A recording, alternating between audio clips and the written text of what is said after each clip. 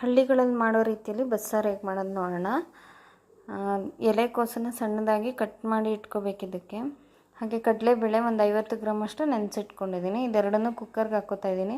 ಕಡಲೆಬೇಳೆ ಬದಲು ತೊಗರಿಬೇಳೆ ಕೂಡ ಹಾಕ್ಕೋಬೋದು. 2 ಟೊಮೆಟೊ ಹಾಕಿ ಮುಳುಗೋಷ್ಟು ನೀರು ಹಾಕಿ ಉಪ್ಪು ಹಾಕಿ ಸ್ವಲ್ಪ ಅರಿಶಿನ ಮತ್ತು ಒಂದು ಚಮಚದಷ್ಟು ಎಣ್ಣೆ ಹಾಕಿಬಿಟ್ಟು ಇದನ್ನು 2 ವಿಷಲ್ ಕೂಗಿಸ್ಕೋಬೇಕು. 2 ವಿಷಲ್ ಆದಮೇಲೆ ಸ್ವಲ್ಪ ತಣ್ಣಗಾದ ನಂತರ ಟೊಮೆಟೊ ಮತ್ತು ಸ್ವಲ್ಪ ಬೇಳೆ ಎಲೆಕೋಸನ್ನ ಒಂದು ಪ್ಲೇಟ್ಗೆ ತೆಗೆದಿಟ್ಕೋಬೇಕು. ಹಾಗೆ ಒಂದು ಈರುಳ್ಳಿ ಮತ್ತು ಒಂದು ಬೆಳ್ಳುಳ್ಳಿನ ಹಾಗೆ ಡ್ರೈ ರೋಸ್ಟ್ ಮಾಡ್ಕೋಬೇಕು. ಎಣ್ಣೆ ಹಾಕಿ ಹುರಿದ್ಬಿಟ್ಟು ಒಂದು ಜಾರ್ಗೆ ಹಾಕ್ಕೋಬೇಕು.